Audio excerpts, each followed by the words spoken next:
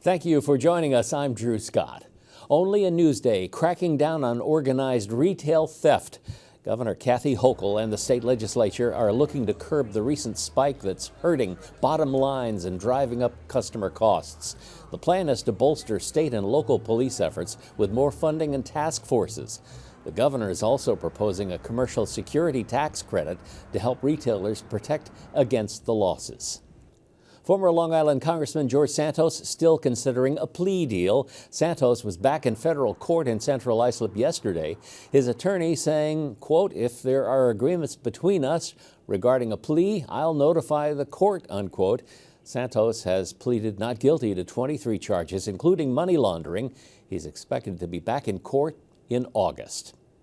Only a Newsday, new questions about the finances of the Republican candidate looking to fill Santos' vacated congressional seat. Records show that Nassau legislator Mazi Melissa Pillip listed assets on her county financial disclosure that were not included in her filings as a federal candidate. They include investments in a co-op and medical startups. Now, the Pillip campaign says the disclosures were not required. Former President Donald Trump remains the GOP frontrunner in the race for the White House. Trump easily beat Nikki Haley in the New Hampshire primary yesterday. The win makes a November rematch against President Joe Biden increasingly likely. Thank you very much. We love you. Thank you very much. We'll see you soon. We'll see you on the trail. And thank you, everybody. Thank you very much. We will see you on the trail. Up next, South Carolina primary. That's February the 24th. On the Democratic side, Biden won his party's primary. A search right now for the vandal that defaced an iconic East End sign. The Welcome to Flanders sign featuring the big duck was damaged, likely beyond repair. This is a replacement after the original sign was stolen back in the spring from the corner of Pleasure Drive and County Road 105. Police say a Pleasure Drive sign was also taken. Sentencing postponed for the Long Island man behind a $600 million health care fraud. A federal judge adjourned the proceeding yesterday after a defense attorney objected to her adding 2 years to Matthew James' proposed sentence. She changed the sentence from 10 years to 12 because the East Northport medical biller may be eligible for a sentence reduction if given just 10 years. The case is back in court next week. Only a Newsday, the embattled Wyandanch Public Library has a new leader.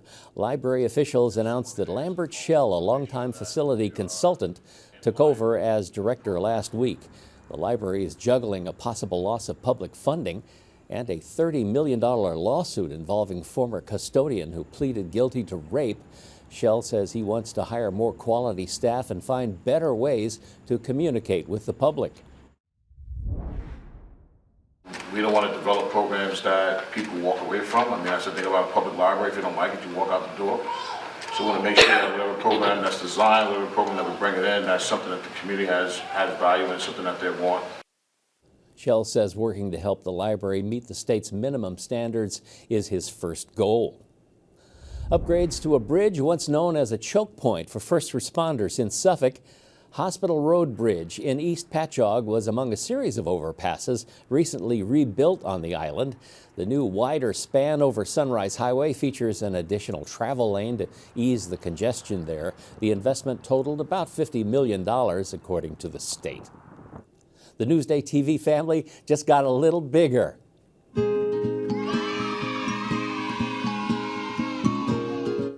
How about that? Newsday senior lifestyle host Elisa DiStefano has welcomed her third baby into the world, Anthony Michael Casera.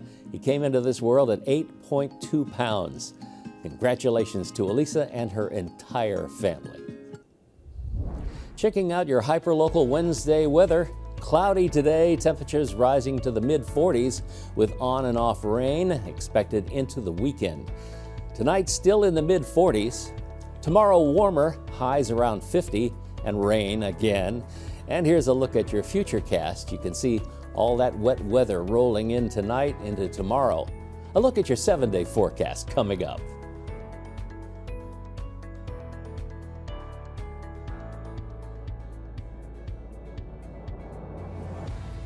Long Island weather is brought to you by Home Tax Saver, PTRC Incorporated. On the ice, new optimism that the Islanders can make a run at the playoffs thanks to their new coach. Newsday's Andrew Gross reports. There's a new boss in town for the New York Islanders as they try and get themselves back into a playoff spot. Lane Lambert has been relieved of his duties, and Hall of Fame goaltender Patrick Waugh, who last coached the Colorado Avalanche in the NHL from 2013 to 2016, is the Islanders' new bench boss.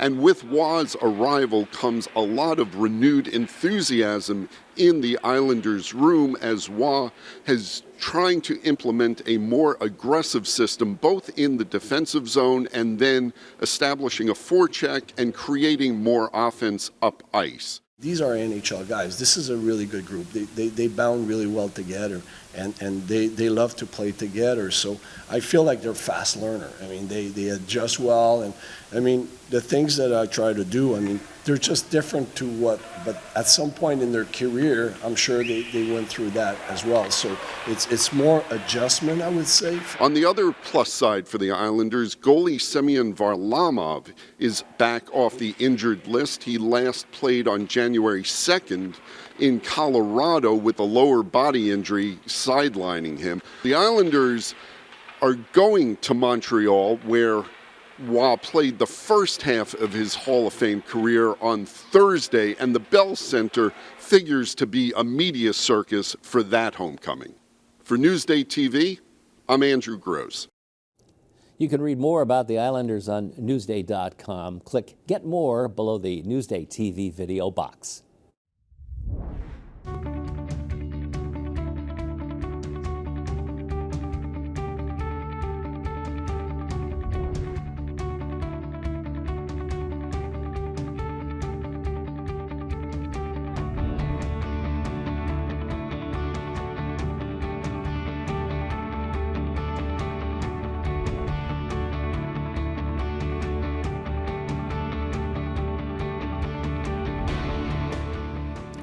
A Long Island high school teacher was just knighted. That's right, it's a story you'll see only in Newsday.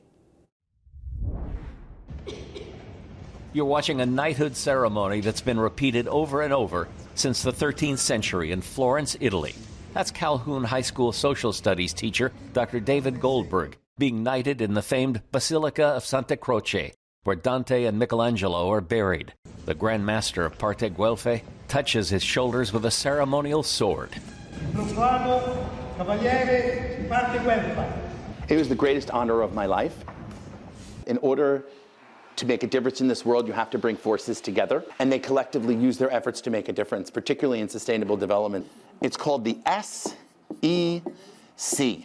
Goldberg is 42 and has been teaching at Calhoun for 20 years. He was knighted for his work on behalf of educating Long Island students and for his anti-violence work at the United Nations and for the President's Leadership Council in Washington. His colleagues and students say they're thrilled he's become a Knight of the Ancient Order. I don't know anyone else who's a knight. I mean, it's so unique. But again, knowing his character and what he does, it was fitting. He is really cool. Like, I feel like instead of just being a teacher, like, he's kind of like a friend to us. Like, we could just talk to him.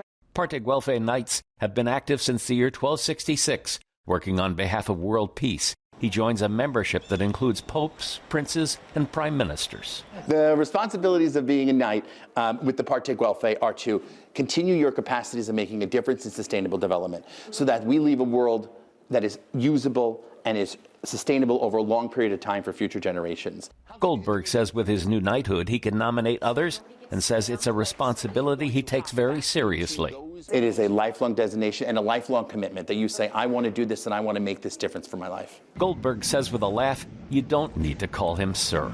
Drew Scott for Newsday TV. Read more about the knighted teacher on Newsday.com. Click Get More below the Newsday TV video box. In this day and age of social media and of misinformation everywhere you look, it's so critical for my work to come from a respected, trusted source where readers know they can trust it day in and day out. Newsday, covering Long Island like no one else can. I'm Drew Scott. Thanks for watching. We leave you with a look at your hyperlocal 7-day forecast.